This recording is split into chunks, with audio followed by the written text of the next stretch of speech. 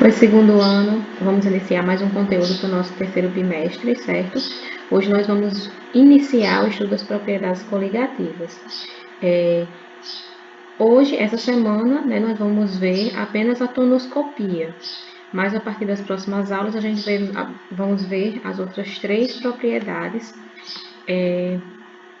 que nós vamos estudar dentro dessas propriedades coligativas, certo? E aí aqui a gente tem 4 imagens, né? E observando essas imagens, a gente pode perceber que algumas dessas perguntas talvez nós já tivermos feito para nós mesmos, né? Tivermos alguma dúvida com relação a elas. Nessa primeira imagem, a gente tem uma carne, né? Um pedaço de carne, toda encoberta por sal, né? E aí a pergunta é a seguinte: será que é possível conservar a carne usando apenas sal? Nosso principal meio de conservação é a geladeira, né?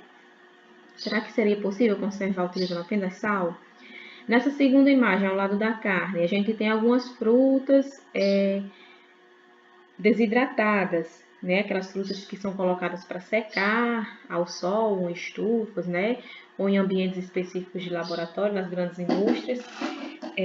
E a pergunta com relação a essas frutas é a seguinte: é possível eliminar água de alimentos e manter os seus nutrientes?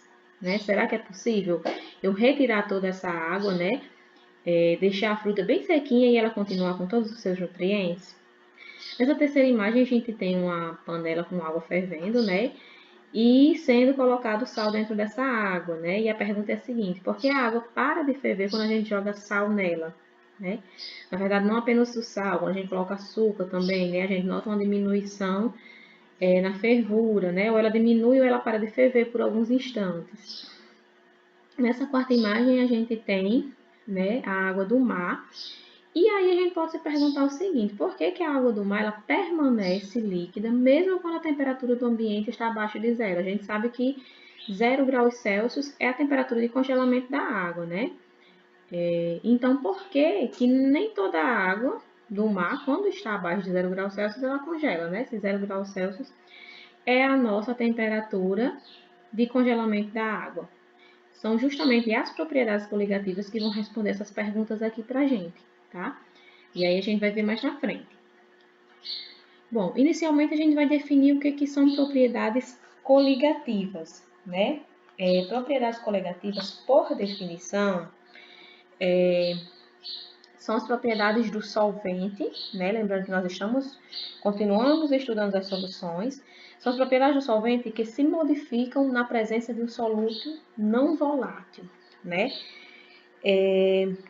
Todo líquido puro, ele apresenta determinadas propriedades, né? O líquido puro, como a pressão de vapor, ponto de ebulição, ponto de fusão, a densidade, a pressão osmótica, né? Que é a capacidade de atravessar uma membrana porosa. Porém, quando a gente tem um soluto não volátil, né? Um soluto que não evapora tão facilmente, né? Ele é dissolvido nesse líquido, as propriedades dessa minha solução, elas vão se modificar, certo? Então, as propriedades coligativas são as propriedades do solvente que se modificam na presença de um soluto. É importante, né, a gente deixar claro que tudo que veremos a respeito das propriedades coligativas será referente às chamadas soluções ideais, certo? O que são soluções ideais? São soluções diluídas em solutos não voláteis, né, nas quais não ocorre variação de volume nem troca de calor durante a dissolução do soluto no solvente, cujas interações soluto-solvente são consideradas iguais às interações soluto-soluto e solvente-solvente. Nós temos as soluções reais também, né? Nas soluções reais, elas podem apresentar concentração mais elevada, solutos voláveis, elas podem variar o seu volume, pode trocar o calor, né? Quando elas são preparadas, né? As interações soluto-solvente são bem diferentes, né? De quando a gente tem soluto-soluto, soluto-solvente, né? Essas são as soluções reais. Nós vamos sempre tratar de soluções ideais, né? Essas soluções que não se modificam tão facilmente.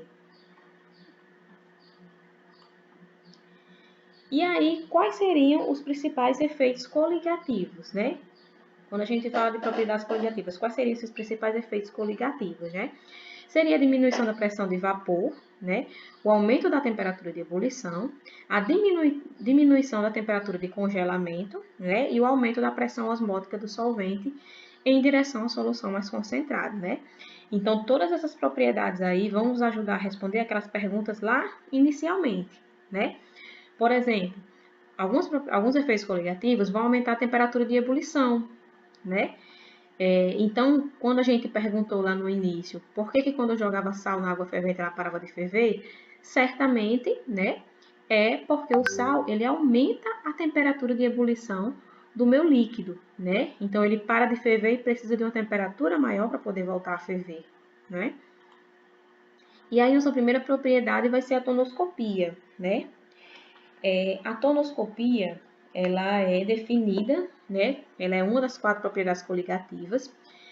E ela ocorre quando eu tenho quando um soluto não volátil, né, um soluto que não se volatiliza, né, que não passa facilmente para o estado gasoso, é adicionado e dissolvido em determinado solvente, né? No caso específico da tonoscopia, né, essa propriedade ela vai estudar a diminuição da pressão máxima de vapor de um solvente após a adição de um soluto não volátil, né? Pressão máxima de vapor a gente já estudou, só é voltar, né, ao material passado que vocês revêem o que é pressão máxima de vapor, mas a gente vai dar uma relembrada agora, tá? Então, a pressão máxima de vapor, né? Imagine que a gente tem um recipiente fechado com água, né? Essa é a nossa primeira imagem, esse recipiente está fechado. No interior desse recipiente, essa água vai começar a evaporar, né? Como o recipiente está fechado, as paredes não vão permitir, né, que a água ela vá para o meu externo. E à medida que o tempo vai passando, né, a região entre a superfície da água e as paredes vão saturar as moléculas de água na forma de vapor, né? Vai chegar um ponto que já vai ter evaporado o máximo de água que cabia dentro desse meu recipiente, né? E a pressão que essas moléculas de água vão exercer na parede do meu recipiente é o que a gente chama de pressão máxima de vapor, certo? A partir dessa pressão máxima de vapor, é iniciado um equilíbrio que a gente chama de equilíbrio dinâmico, né? Para cada molécula de água que passa para o estado de vapor, uma molécula de água passa para o estado líquido, né? Já que como não tem mais espaço para evaporar mais, então acontece esse equilíbrio dinâmico, né? Que é o que está mostrando nessa equação química aqui embaixo, né? A gente tem água líquida passando para o estado de vapor e água no estado de vapor voltando para o estado líquido. Bom, quanto à pressão máxima de vapor, quanto menor for o ponto de ebulição do líquido, mais rápido essa substância vai evaporar, né? E mais rapidamente ela vai atingir a sua pressão máxima de vapor, né? Isso significa que quanto menor o ponto de ebulição do meu solvente, mais moléculas no estado de vapor e maior será a minha pressão máxima de vapor, né? Aqui a gente tem a pressão máxima de vapor de 3 líquidos diferentes, né? Aqui eu estou representando em um gráfico só a pressão máxima de vapor desses 3 líquidos. Quanto mais próximo, né, essa curvinha estiver do meu eixo X, que é o meu eixo vertical, maior vai ser a pressão máxima de vapor do meu líquido, certo? Então, aqui a maior pressão máxima de vapor é do éter etílico, depois do etanol e depois do tetracloreto de carbono. Bom, quando a gente adiciona um soluto não volátil a um solvente, né? Quando a gente dissolve, esse soluto ele eleva, né, o ponto de ebulição do solvente e diminui, consequentemente, a pressão máxima de vapor, certo? Então, quando é inserido um soluto não volátil no meu solvente, aquela pressão máxima de vapor, né, ela é alterada, né? A gente pode ver aqui, né, que a pressão máxima de vapor da água pura era 1, né? E quando eu adicionei o cloreto de sódio a essa minha água, ela diminuiu a pressão máxima de vapor da minha água, né? Aqui a gente pode observar graficamente, né, esse exemplo da figura, onde a gente tem a curva da solução, que é a curva B, e a gente tem a curva do solvente, que era só a água sozinha, né, que é a curva A. Lembra que eu falei que quanto mais próximo do meu eixo X, maior é a pressão máxima de vapor. Então, aqui no A, na curvinha A, que está representando só a minha água pura, né, a pressão máxima de vapor é maior quando eu inseri o meu soluto não volátil, que foi no caso o sal de cozinha, o cloreto de sódio, a pressão máxima de vapor diminuiu, certo? Bom, e com relação à pressão máxima de vapor dentro de uma solução? Vamos supor que você tem uma substância não volátil dissolvida no solvente volátil, né? Por exemplo, água e sal. A água é volátil, o sal é não volátil, tá? Esse líquido, ele não vai mais se comportar como ele estava no seu estado puro, né? Ele vai ter um comportamento diferente. No estado puro, esse meu líquido ele vai se evaporar mais facilmente, né? As moléculas do meu solvente, do meu soluto não volátil, do sal, no caso, né, vai impedir que esse meu solvente ele se evapore com tanta facilidade quanto ele se evaporava quando ele era só o solvente puro, né? Quando ele não tinha o soluto não volátil.